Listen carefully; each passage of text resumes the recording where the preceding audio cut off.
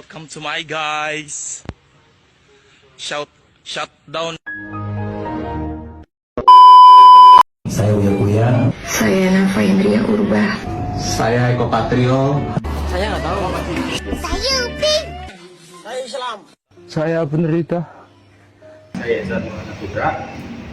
Saya Kumara Putri. Saya Tasya Kamila. Saya Rangga Revano. Saya Islandi Aksos.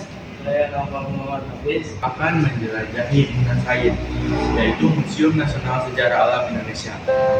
Mengenal sejarah alam Indonesia di Munasain Bogor.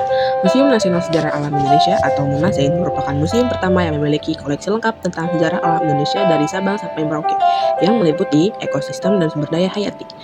Munasain pada awalnya bernama Museum Etnobotani Indonesia atau yang disebut MEI, yang diresmikan pada 18 Mei 1982 oleh B.J. Habibie.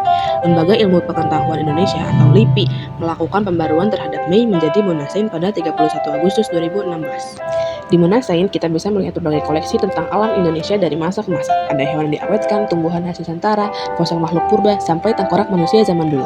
Selain itu, ada juga bagian yang ditunjukin gimana manusia hidup berdampingan dengan alam, serta zona etnobotani yang jelasin cara orang Indonesia memanfaatkan tumbuhan untuk obat, makanan, dan tradisi.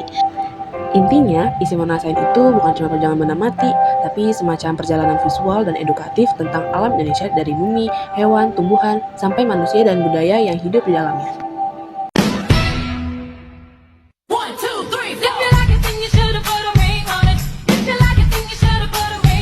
Di sini saya sudah berada di tempat bunga terbesar yang ada di dunia, yaitu salah satunya bunga bangkai.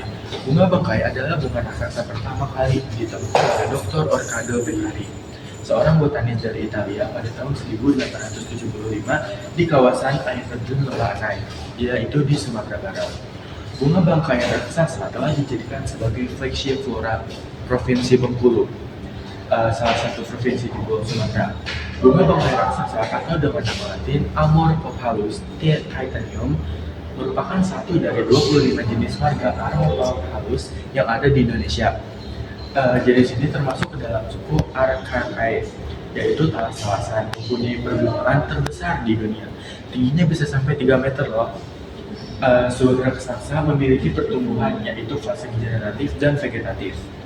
Bunga bangkai merupakan tumbuhan asli Sumatera dan endemik di pulau tersebut. Namun, saat ini telah tersebar di berbagai penjuru dunia dan jenis ini telah dikembangkan oleh penangkar spesialis yang dimiliki oleh kebun botani dunia. Habitatnya banyak dijumpai di sekitar pinggir sungai dan daerah dataran lembab. Di sini ada beruang madu yang memiliki nama Latin Helartos malayanus.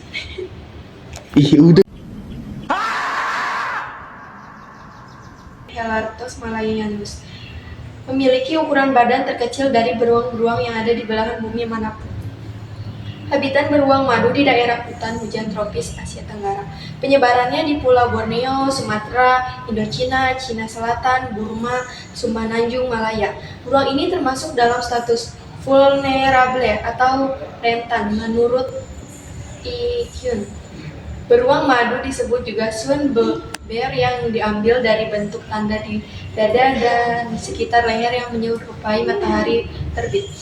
Beruang madu termasuk omnivora atau pemakan segalanya.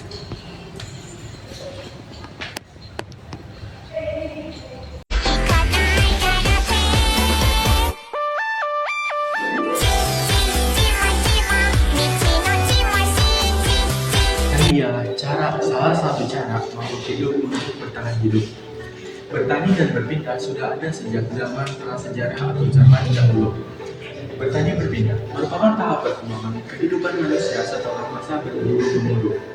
Pola perpindahannya mengikuti musim tumbuhan liar dan hewan buruan. Sejak 6.000 tahun sebelum Masehi, praktik bercocok tanam dan berternak telah dimulai. Alat-alat berburu seperti panah, tombak, dan jerat dibuat dari bambu dan logam mulai dikembangkan. Pada masa ini, manusia mulai mengenal teknologi pembuatan gerabah dan penyempurnaan teknik peleburan dan pengembangan logam untuk menghasilkan barang-barang berkebutuhan hidup dalam berbagai bentuk dan beraneka ragam hiasan.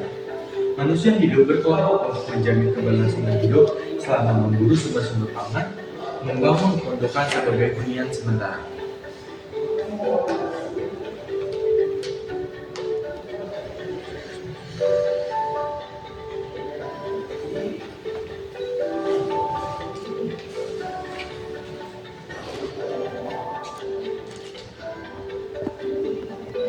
Shimmy, shimmy, yeah, shimmy, yeah, shimmy, yeah.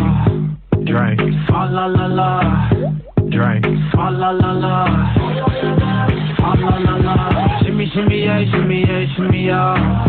Drink. Adalah rempah-rempah dari negara Indonesia. Garing Allah.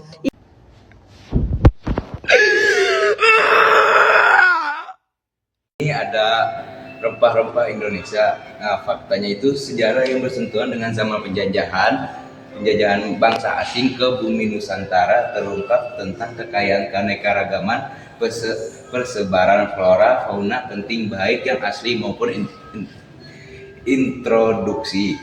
Duku rambutan, durian, manggis, jahe-jahean, dan terutama cengkeh, pala, gaharu, dan gambir adalah contoh tanaman asli Indonesia yang penting dalam ekonomi dan perdagangan dunia. Sebaliknya, beberapa jenis tanaman perkebunan seperti teh, kopi, coklat, sawit, dan tanaman hortikultura, misalnya sayuran dan buah-buahan tumbuh subur sebagai tanaman introduksi yang menyatu dalam kehidupan masyarakat Indonesia.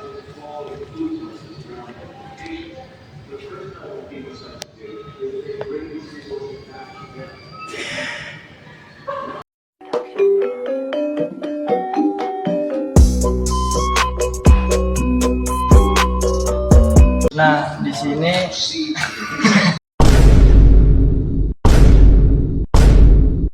sini ada senjata manusia zaman dulu untuk berburu atau bertahan hidup. Mengenai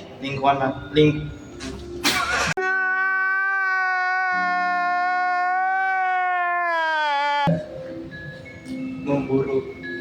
Manusia muncul di bumi. Oh God, please, no! No! No! Nah, di sini ada alat manusia zaman dulu untuk berburu dan bertahan hidup. Manusia muncul di muka bumi jutaan tahun yang lalu untuk mempertahankan hidup dan kehidupannya. Manusia menggunakan akal, perasaan, dan pengalaman hidup dalam memahami dan memaknai lingkungannya. Daya adaptasi dari sistem pengetahuan membawa perkembangan kehidupan dalam menentukan peradaban manusia.